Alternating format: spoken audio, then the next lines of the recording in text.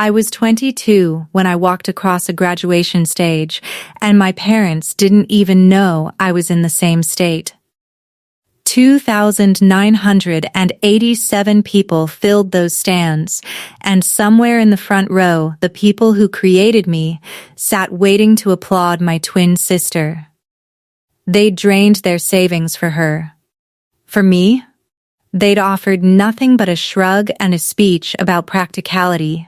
They had no clue I'd been on that campus for 9 months.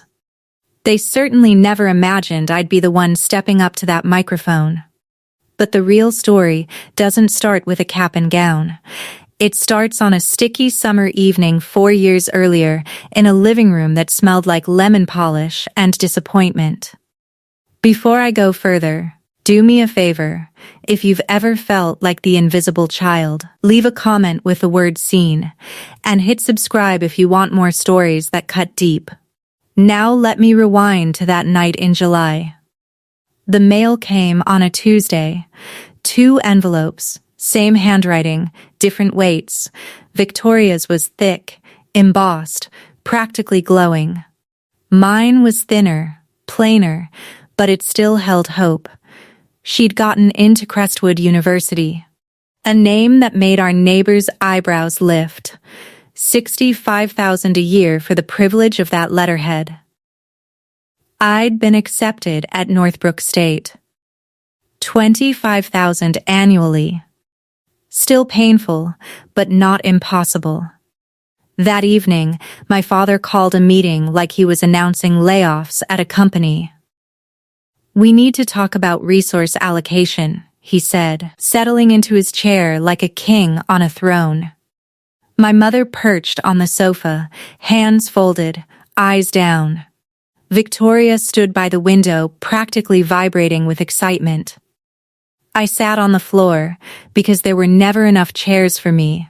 "Victoria," my father began, "we're covering everything. Tuition, housing, meal plan, the works." My sister squealed. My mother smiled. Then my father turned to me. "We've decided not to invest in your education," he said, as if he were discussing stock options.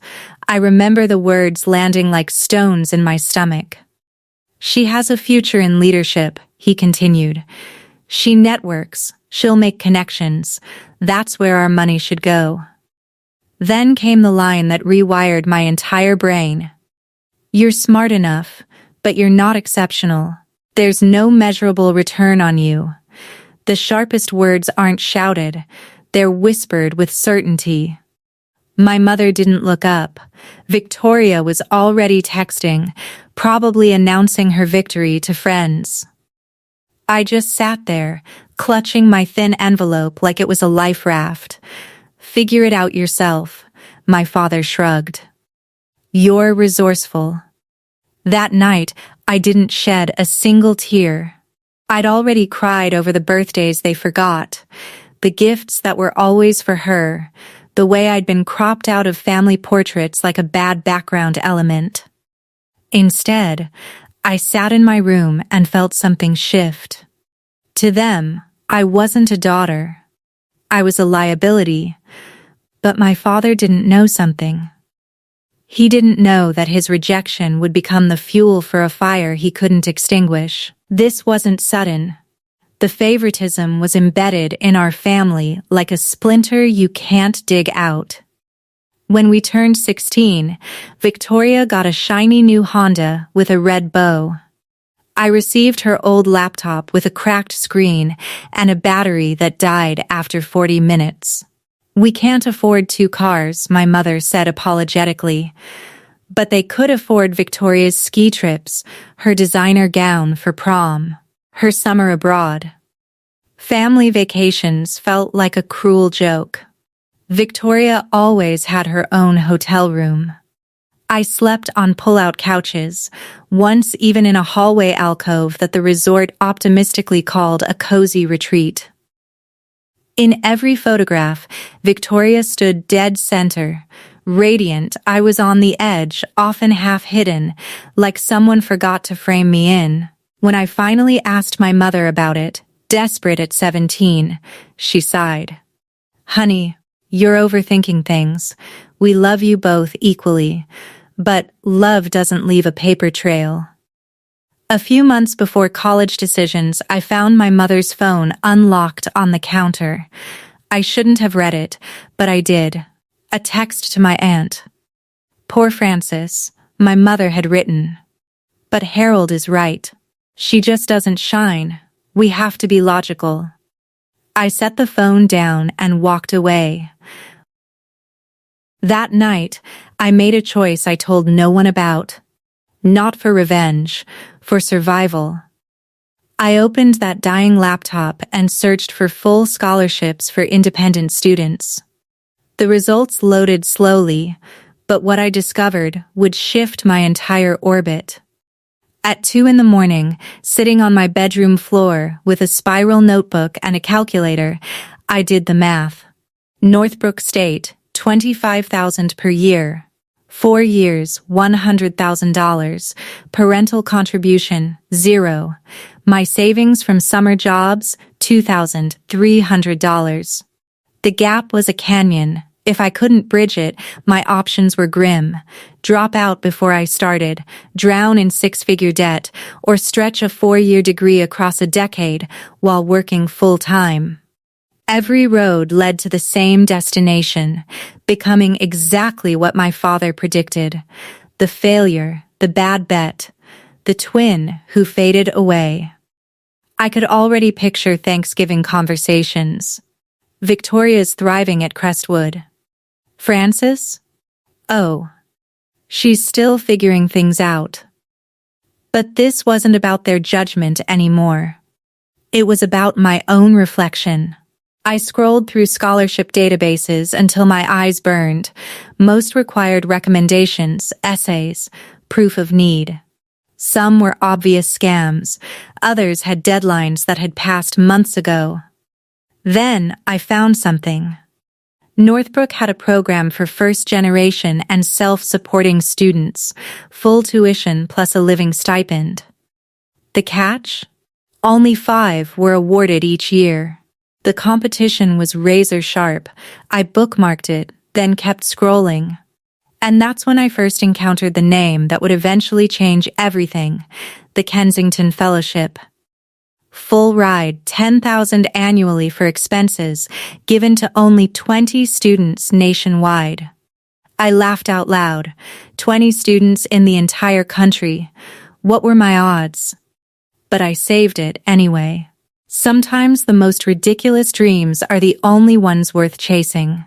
I had 2 paths: accept the life they designed for me, or design my own. I chose the second. But I needed a plan, and I needed it immediately. That summer, I filled an entire notebook.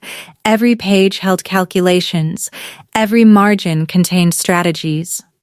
Job number 1, barista at a campus cafe called The Daily Grind. Shift, 5 to 8 in the morning. Estimated monthly income, $800. Job number 2, cleaning crew for dormitories, weekends only, $400 a month. Job number 3, teaching assistant for the economics department. If I secured it, another $300. Total, $1,500 monthly, roughly $18,000 a year. Still $7,000 short of tuition. That gap had to come from scholarships. The kind you earn, not the kind you're handed. I found the cheapest housing within walking distance of campus. A cramped room in a house with 4 other students. $300 a month, utilities included. No parking. No air conditioning. No privacy. It would have to be enough. My schedule crystallized into something brutal but precise. 5 a.m. work at the cafe, 9 a.m. to 5 p.m. classes, 6 p.m. to 10 p.m. studying or to duties, sleep from 11 p.m. to 4 a.m. 4 to 5 hours a night for 4 years. The week before I left, Victoria posted beach photos from Cancun, sunset cocktails, laughing friends, effortless joy. I was packing a thrift store comforter into a second-hand suitcase. Our lives were already diverging, and we hadn't even begun. But every night, I whispered the same thing to myself. This is the price of freedom. Freedom from their expectations. Freedom from needing their approval. I didn't know then how much that mantra would sustain me. And I didn't know that somewhere on Northbrook's campus, a professor was about to see something my own parents never could. Freshman year Thanksgiving. I sat alone in my tiny rented room, phone pressed to my ear, listening to the sounds of home through the receiver, laughter, clinking dishes. The warm chaos of a family gathering I wasn't part of. Hello, Francis. My mother's voice was distant, distracted. Hi, Mom. Happy Thanksgiving. Oh yes, happy Thanksgiving, sweetheart. How are you? I'm okay. Is Dad there? A pause. Then his voice in the background, muffled but clear. Tell her I'm occupied. The words landed like small grenades. My mother returned, artificially bright. Your father's just in the middle of something. Victoria was telling the funniest story. It's fine, Mom. Are you eating enough? Do you need anything? I looked around my room. Instant ramen on the desk, a borrowed textbook from the library, a blanket from a thrift store.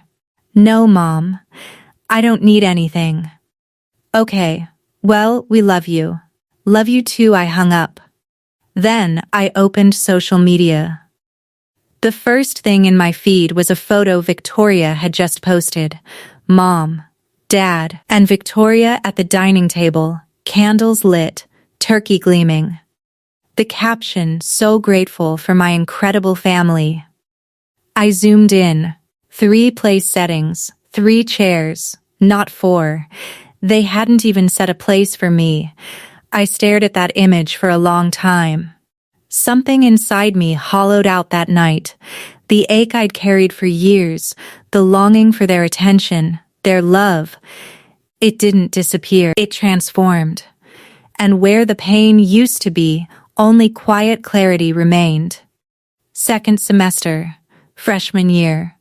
Microeconomics 101.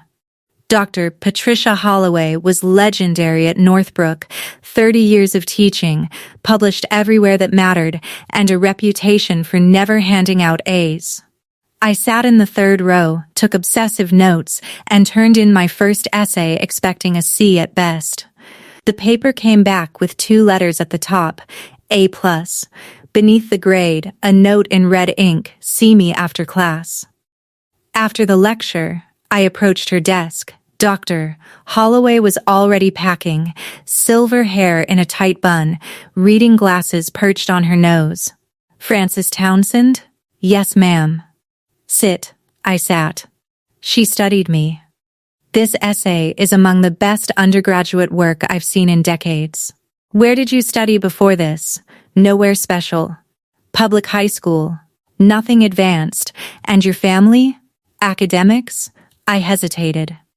My family doesn't support my education, financially or otherwise. The words tumbled out before I could stop them. Dr. Holloway set down her pen. Tell me more. So I did. For the first time, I told someone the whole story, the favoritism, the rejection, the 3 jobs, the 4 hours of sleep, everything. When I finished, she was quiet for a long moment. Then she said something that changed my trajectory. Have you heard of the Kensington Fellowship? I nodded slowly. I'd seen it, but it seemed impossible. 20 students nationwide, she said. Full ride, living stipend, and recipients deliver the commencement address at their partner schools. She leaned forward. Francis, you have extraordinary potential, but potential means nothing without visibility. Let me help you become visible. The next 2 years blurred into a relentless rhythm. Wake at 4. Coffee shop by 5. Classes by 9. Library until midnight. Sleep. Repeat. I missed every party, every football game, every late-night pizza run. While others built memories, I built a GPA, 4.0, 6 semesters straight. There were moments I nearly broke. Once I collapsed during a shift, exhaustion, the doctor said. I was back the next day. Another time, I sat in my car, my friend Melissa's car actually, and sobbed for 20 minutes. Not because of anything specific, just because everything had piled up for so long. Junior year, Dr. Holloway called me into her office. I'm nominating you for the Kensington. I stared at her. You're serious? 10 essays, 3 rounds of interviews. It'll be the hardest thing you've ever attempted, she paused. But you've already survived much harder. The application consumed 3 months, essays about resilience, leadership, vision, phone interviews with panels of professors, background checks, recommendation letters. Somewhere in the middle, Victoria texted me for the first time in months. Mom says you don't come home for Christmas anymore.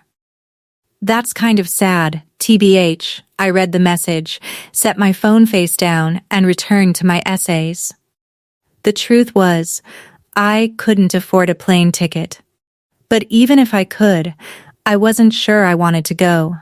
That Christmas, I sat alone with a cup of instant noodles and a tiny paper tree Melissa had made me. No family, no presents, no drama. It was somehow the most peaceful holiday I'd ever experienced. The email arrived at 6:47 am on a Tuesday in September of senior year. Subject: Kensington Foundation, final round notification. My hands were shaking so hard I could barely scroll. Dear Miss Townsend, congratulations. Out of 200 applicants, you've been selected as one of 50 finalists. The final round includes an in-person interview at our headquarters in Chicago. 50 finalists. 20 winners. I had a 40% chance, if everything was equal. But nothing ever was. The interview was scheduled for a Friday in Chicago, 800 miles away.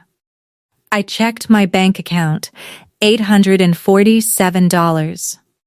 A last-minute flight would cost at least $400, a hotel would eat the rest. And rent was due in 2 weeks. I was about to close my laptop when Melissa knocked on my door. Frankie, you look like you saw a ghost. I showed her the email. She screamed. Literally screamed. You're going, she said. End of discussion. Beck, I can't afford. Bus ticket is $53. Leaves Thursday night, arrives Friday morning. I'll cover you. I can't ask you to. You're not asking. I'm telling. She grabbed my shoulders. Frankie, this is your shot. You don't get another one. So I took the bus. 8 hours overnight, arrived in Chicago at 5:00 a.m. with a stiff neck and a borrowed blazer from Goodwill. The interview waiting room was full of polished candidates, designer bags, hovering parents, easy confidence. I looked down at my scuffed shoes, my second-hand outfit. I don't belong here. Then I remembered Dr. Holloway's words. You don't need to belong. You need to show them you deserve to. 2 weeks after the interview, I was walking to my morning shift when my phone buzzed. Subject: Kensington Fellowship, decision. I stopped in the middle of the sidewalk. A cyclist swerved around me, cursing. I didn't hear him. I opened the email. Dear Miss Townsend, we are pleased to inform you that you have been selected as a Kensington Scholar for the class of 2025. I read it 3 times. Then a 4th. Then I sat down on the curb and wept, not quiet tears, but ugly, heaving sobs that made strangers stare. 3 years of exhaustion, loneliness, and grinding determination poured out of me right there on the sidewalk. I was a Kensington Scholar. Full tuition, $10,000 annually for living expenses, and the right to transfer to any partner university in their network. That night, Dr. Holloway called me personally. "Frances, I just received the notification. I'm so proud of you. Thank you for everything." "There's something else," she said. "The Kensington allows you to transfer for your final year. Crestwood University is on the list." Crestwood, Victoria's school. "If you transfer," Dr. Holloway continued, "you'd graduate with their highest honors. And the Kensington Scholar delivers the commencement address." My breath caught. "Frances, you'd be valedictorian. You'd speak at graduation in front of everyone." I thought about my parents, sitting in that audience for Victoria's big day, completely unaware I was there. "I'm not doing this for revenge," I said quietly. "I know. I'm doing it because Crestwood has a stronger program for my career." "I know that too." She paused. "But if they happen to see you shine, that's not a bad thing." I made my decision that night, and I told no one in my family. 3 weeks into my final semester at Crestwood, it happened. I was in the library, 3rd floor, tucked into a corner carrel with my constitutional law textbook, when I heard a voice that made my stomach drop. "Oh my God, Frances." I looked up. Victoria stood 3 feet away, a half-empty iced latte in her hand, mouth hanging open. How are you?" She couldn't form a sentence. I closed my book calmly. "Hi, Victoria. You go here?" "Since when?" "Mom and Dad didn't say." "Mom and Dad don't know." She blinked. "What do you mean they don't know?" "Exactly what I said. They don't know I'm here." Victoria set her coffee down, still staring like I'd materialized from thin air. "But how? They're not paying for. How did you? I paid for it myself." "Crestwood. I transferred on scholarship." The word hung between us. Her expression shifted, confusion, disbelief, and something else, something that looked almost like shame. "Why didn't you tell anyone?" I looked at my twin sister, the one who'd gotten everything I'd been denied, the one who'd never asked, not once in 4 years, how I was surviving. "Did you ever ask?" She opened her mouth, closed it. I gathered my books. I need to get to class. "Frances." "Wait." She grabbed my arm. "Do you hate us? The family?" I looked at her hand on my sleeve, then at her face. "No," I said quietly. "You can't hate people you've stopped caring about." I pulled my arm free and walked away. That night, my phone lit up with missed calls. Mom, Dad, Victoria, again. I silenced them all. Whatever was coming, it would happen on my terms. Victoria called them immediately. I know because she told me later. "She's here," Victoria said, barely through the door of her apartment. "Frances is at Crestwood. She's been here since September." According to Victoria, the silence on the other end lasted a full 10 seconds. Then my father's voice, "That's impossible. She doesn't have the money." She said scholarship. "What scholarship? She's not scholarship material." "Dad, I saw her in the library." I'll handle this." Dad called me the next morning, first time he dialed my number in 3 years. "Frances, we need to talk." "About what?" "Victoria says you're at Crestwood. You transferred without telling us. I didn't think you'd care." A pause. "Of course I care. You're my daughter." "Am I?" The words came out flat, not bitter, just factual. "You told me I wasn't worth the investment, remember that?" Silence, Frances. That was 4 years ago. In the living room, you said I wasn't special, that there was no return on investment with me. I don't remember saying. I do. More silence. "Then, we should discuss this in person, at graduation." "We're coming for Victoria's ceremony and I know." "I'll see you there, Dad." I hung up. He didn't call back. That night, I sat in my small apartment, the one I'd paid for myself, with money I'd earned, and thought about that conversation. He didn't remember. Or he chose not to remember. Either way, he'd never actually seen me. Not really. But in 3 months, he would. The weeks before graduation became a strange kind of quiet. I knew they were coming. Mom, Dad, Victoria, the whole perfect family unit descending on campus to celebrate Victoria's achievement. They'd booked a hotel, planned a dinner, ordered flowers for her. They still didn't know the full picture. Victoria had told them I was at Crestwood, but she didn't know about the Kensington. She didn't know about the Valedictorian honor. She didn't know I'd been asked to deliver the commencement address. Dr. Holloway called to check in. She'd made the trip to watch. "Do you want me to notify your family about the speech?" "No. I want them to hear it when everyone else does." She was quiet for a moment. "This isn't about making them feel bad." "No," I said honestly. "It's about telling my truth. If they happen to be in the audience, that's their business." Melissa drove up for the ceremony. She helped me pick out a dress, the first new piece of clothing I'd bought in 2 years that wasn't from a thrift store. Navy blue. Simple. Elegant. "You look like a CEO," she said.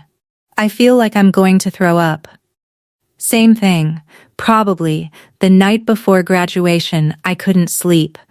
Not from nerves. Not exactly.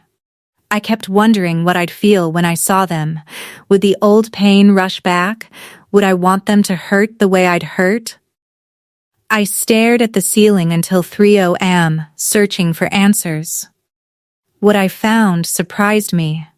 I didn't want revenge. I didn't want them to suffer. I just wanted to be free. And tomorrow, one way or another, I would be. Before I continue, if you've ever been underestimated by your own family, type same in the comments. I want to know how many of us share this experience. And if this story is resonating, hit that like button. It really helps the channel grow. Now back to graduation morning. May 17th. Bright sun, perfect blue sky. The kind of weather that felt almost ironic. Crestwood Stadium, seated 3,000. By 9 a.m., it was nearly full. Families poured through the gates, flowers and balloons everywhere, the hum of excited conversation filling the air. I arrived early, slipping in through the faculty entrance. My regalia was different from the other graduates' standard black gown, yes, but across my shoulders lay the gold sash of Valedictorian. Pinned to my chest was the Kensington Scholar Medallion, its bronze surface catching the morning light. I took my seat in the VIP section, reserved for honor students and speakers, 20 feet away from the general graduate section where Victoria was taking selfies with her friends. She hadn't seen me yet. And in the front row of the audience, dead center, sat my parents. Dad wore his navy suit, the one he saved for important occasions. Mom had on a cream-colored dress, a massive bouquet of roses in her lap. Between them sat an empty chair, probably reserved for coats and purses. Not for me, never for me. Dad was adjusting his camera, preparing to capture Victoria's moment. Mom was smiling, waving at someone across the aisle. They looked so happy, so proud. They had no idea. The university president approached the podium. The crowd hushed. "Ladies and gentlemen, welcome to Crestwood University's class of 2025 commencement ceremony." Applause, cheers. I sat perfectly still, hands folded in my lap. In a few minutes they would call my name. And everything would change. The ceremony proceeded in waves. Welcome address. Acknowledgements, honorary degrees, the usual pageantry that stretches time like taffy. Then the president returned to the podium, and now it is my great honor to introduce this year's valedictorian and Kensington scholar. I felt my heart rate spike. A student who has demonstrated extraordinary resilience, academic excellence, and strength of character.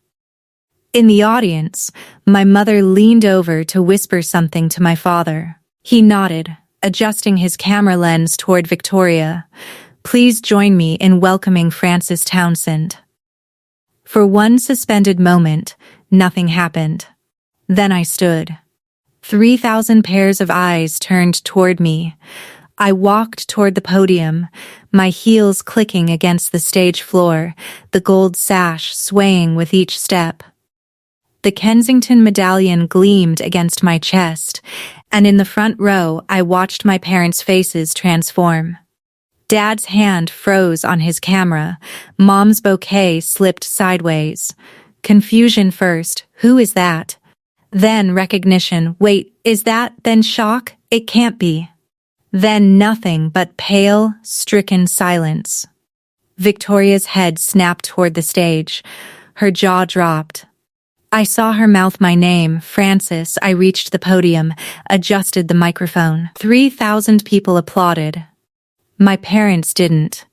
They just sat there frozen, as if someone had pressed pause on their entire world. For the first time in my life, they were looking at me. Really looking. Not at Victoria, not through me. At me. They looked at me like I was a stranger, because they'd never truly looked before. I let the applause fade. Then I leaned into the microphone. Good morning, everyone. My voice was steady, calm. 4 years ago, I was told I wasn't worth the investment. In the front row, my mother's hand flew to her mouth. Dad's camera hung useless at his side. And I began to speak. I was told I didn't have what it takes. My voice carried across the stadium, amplified by the sound system, steady as a heartbeat. I was told to expect less from myself because others expected less from me. 3,000 people sat in perfect silence. So I learned to expect more. I spoke about the 3 jobs, the 4 hours of sleep, the instant ramen dinners, the second-hand textbooks. I spoke about what it meant to build something from nothing, not to prove anyone wrong, but to prove myself right. I didn't name names. I didn't point fingers. I didn't need to. The greatest gift I received wasn't financial support or encouragement. It was the chance to discover who I am without anyone's validation. In the front row, my mother was crying, not the proud tears of a graduation ceremony, something raw, something that looked like grief. My father sat motionless, staring at the podium like he was seeing a stranger. Maybe he was. To anyone who has ever been told you're not enough, I paused, letting the words settle. You are. You always have been. I looked out at the sea of faces, at the other graduates who'd struggled, at the parents who'd sacrificed, at the friends who'd believed, and yes, at my own family sitting in the front row like statues. I am not here because someone believed in me. I am here because I learned to believe in myself. The applause that followed was thunderous. People rose to their feet. Standing ovation. 3,000 people cheering for a girl they'd never met. I stepped back from the podium, and as I descended the stage, I saw James Kensington III waiting at the bottom. But he wasn't the only one. The reception area buzzed with champagne and congratulations. I was shaking hands with the dean when I saw them approaching, my parents, moving through the crowd like they were wading through water. Dad reached me first. Frances, his voice was hoarse, why didn't you tell us? I accepted a glass of sparkling water from a passing server, took a sip. Did you ever ask? He opened his mouth. Closed it. Mom arrived beside him, mascara streaked down her cheeks. Baby, I'm so sorry. We didn't know. We're so sorry you knew. I kept my voice even. You chose not to see. That's not fair, Dad started. Fair? The word came out calm, not sharp. You told me I wasn't worth investing in. You paid $250,000 for Victoria's education and told me to figure it out myself. That's what happened. Mom reached for me. I stepped back. Francis, please, I'm not angry, I said. And I meant it. The anger had burned away years ago, replaced by something cleaner. But I'm not the same person who left your house 4 years ago. Dad's jaw tightened. I made a mistake. I said things I shouldn't have. You said what you believed. I met his eyes. You were right about one thing, though. I wasn't worth the investment. Not to you. But I was worth every sacrifice I made for myself. He flinched like I'd struck him. James Kensington III appeared at my elbow, extending his hand. Miss Townsend, brilliant speech. The foundation is proud to have you. I shook his hand while my parents watched. The founder of one of the nation's most prestigious scholarships, treating their worthless daughter like a treasure. I saw it hit them then, the full weight of what they'd missed, what they'd thrown away. After Mr. Kensington moved on, I turned back to my parents. They looked smaller somehow. Diminished. I'm not going to pretend everything's fine, I said. Because it's not. Francis, please, Mom whispered. Can we just talk as a family? We are talking, I mean really talk. Come home for the summer. Let us know the word was firm, but not harsh. I have a job in New York. I start in 2 weeks. I won't be coming home. Dad stepped forward. You're cutting us off, just like that? I'm setting boundaries. I kept my voice steady. There's a difference. What do you want from us? His voice cracked. For the first time, I saw my father look lost. Tell me what you want and I'll do it. I considered the question. Really considered it. I don't want anything from you anymore. That's the point. I took a breath. But if you want to talk, really talk, you can call me. I might answer. I might not. It depends on whether you're calling to apologize or to make yourself feel better. Mom was crying again. We love you, Francis. We've always loved you. Maybe, I said, but love isn't just words. It's choices. And you made yours. Victoria appeared at the edge of our circle, hovering uncertainly. Francis, she hesitated. Congratulations, thank you. No hug, no tearful reconciliation, but no cruelty either. I'll call you sometime, I told her, if you want. She nodded, eyes wet. I'd like that. I turned and walked away. Not running, not escaping, just moving forward. Dr. Holloway was waiting by the exit, a quiet smile on her face. You did well, she said. I'm free, I replied, and for the first time in my life, I meant it. The ripples started before my parents even left campus. At the reception, I watched the slow realization spread through the crowd of family friends and acquaintances. Mrs. Patterson from the country club approached my mother. Diane, I didn't know Francis went to Crestwood, and a Kensington scholar? You must be so proud. My mother's smile looked like it hurt. Yes, we're very proud. How on earth did you keep it a secret? If my daughter won that, I'd have it on billboards. My mother didn't have an answer.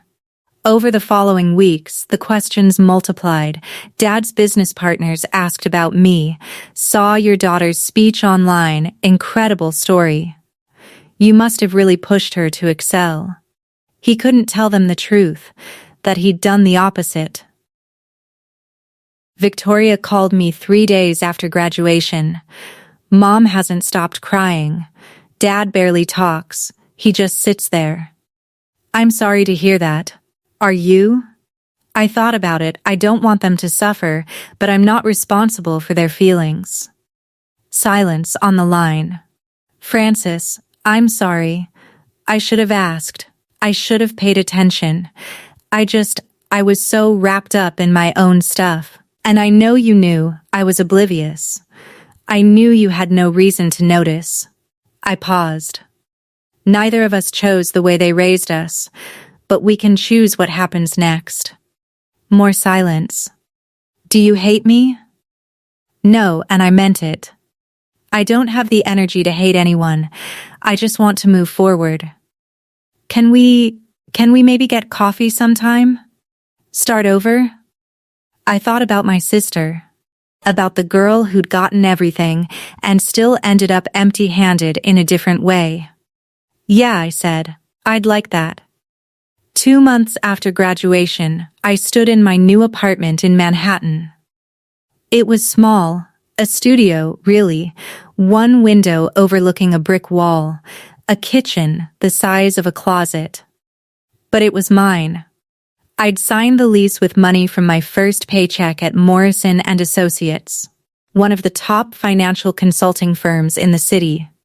Entry-level position, long hours, steep learning curve. I'd never been happier. Dr. Holloway called on a Saturday morning. How's the big city treating you? Exhausting, exciting, everything they warned me about. She laughed. That sounds about right. I'm proud of you, Francis. I hope you know that. I do. Thank you for everything. Melissa visited the following weekend. She walked into my studio, looked around, and declared it exactly as small and depressing as expected. Then she hugged me so hard I couldn't breathe. You did it, Frankie. You actually did it. One evening, I found a letter in my mailbox, handwritten, 3 pages, my mother's looping script. Dear Francis, I don't expect you to forgive us. I'm not sure I would if I were you.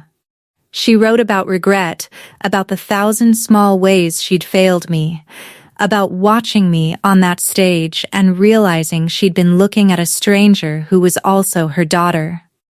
I know I can't undo what happened, but I want you to know.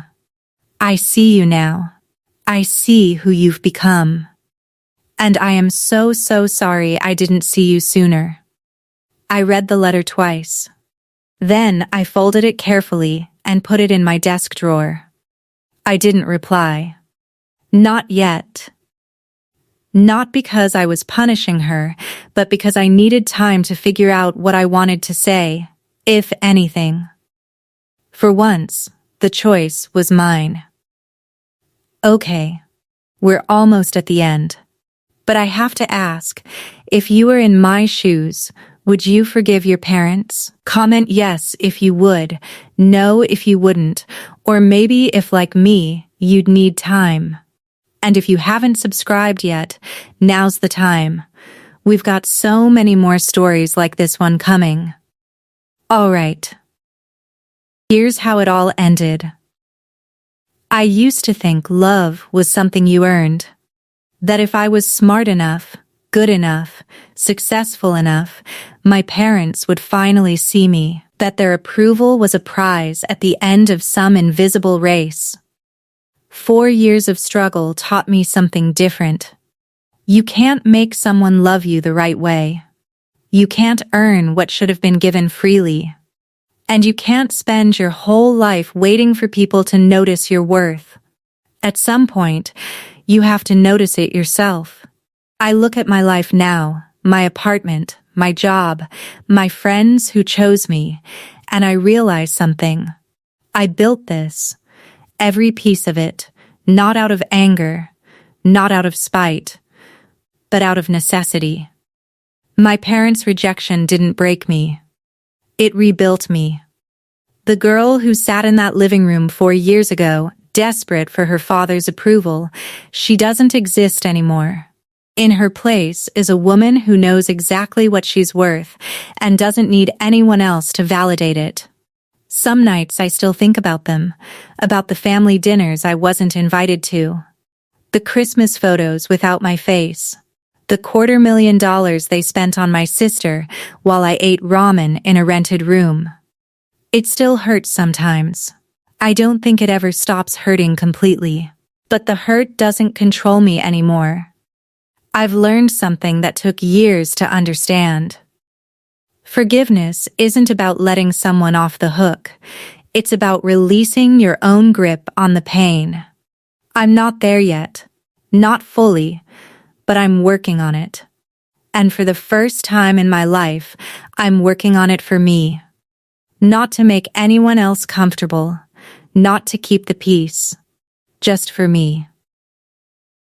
6 months after graduation, my phone rang. Dad, I almost let it go to voicemail.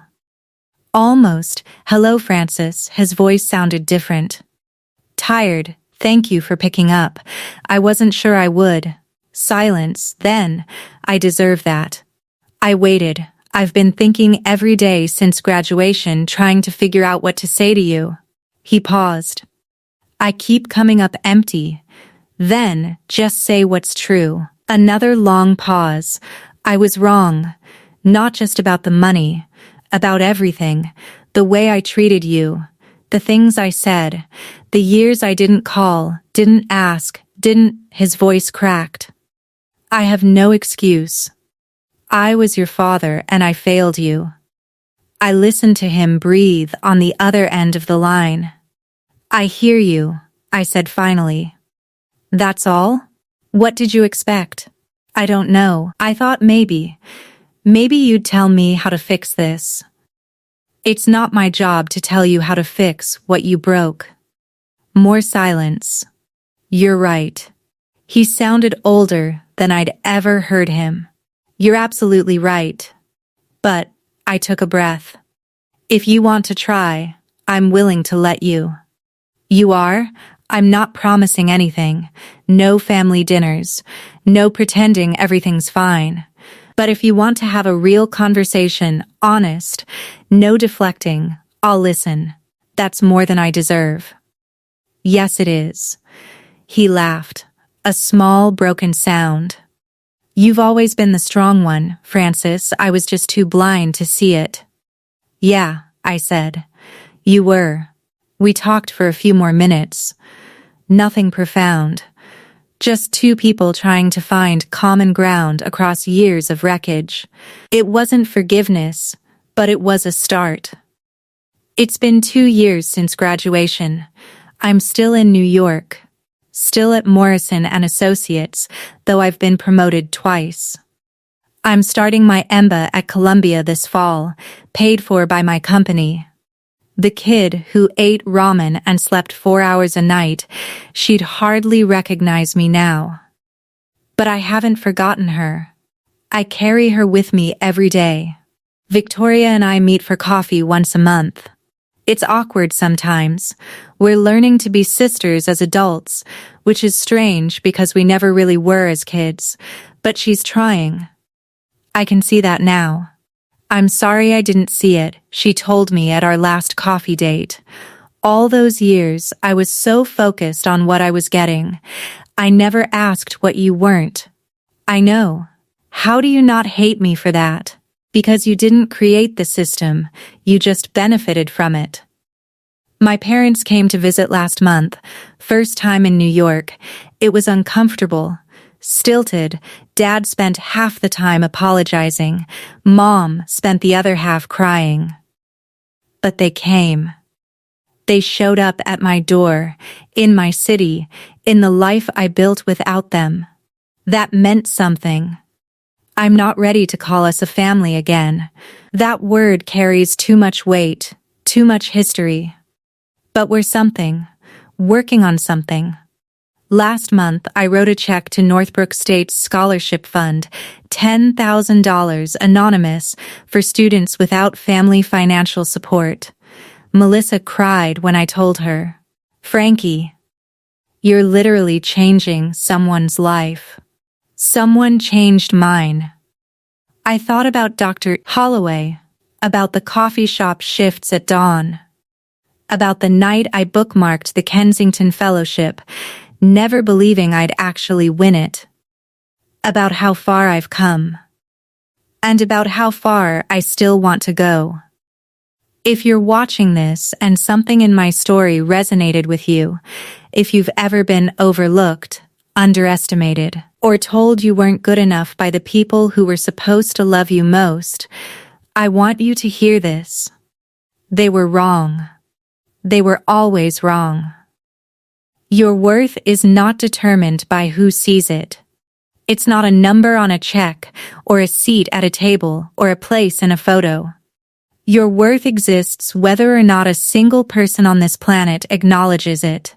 Your worth doesn't need an audience, it just needs you to believe it.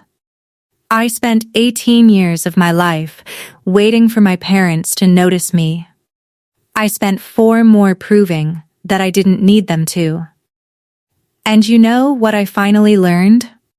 The approval I was chasing was never going to fill the hole inside me. Only I could do that. Some of you are estranged from your families. Some of you are still fighting for scraps of attention. Some of you are just starting to realize that the love you're getting isn't the love you deserve. Wherever you are in that journey, I want you to know, it's okay to protect yourself. It's okay to set boundaries. It's okay to decide that you matter more than keeping the peace.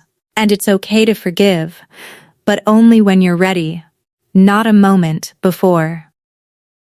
You don't need your parents, your siblings, or anyone else to confirm what you already know. You are enough. You always have been. Take a look in the mirror and say it out loud, I am enough. That's the first step. The rest, that's up to you. But I believe in you, because if a girl who is called not worth the investment can stand on a stage in front of 3,000 people as a Kensington scholar, you can do anything. Thank you for staying until the end. If this story meant something to you, share it with someone who needs to hear it. And leave a comment. What part resonated with you the most? Don't forget to subscribe and hit the bell so you don't miss our next story.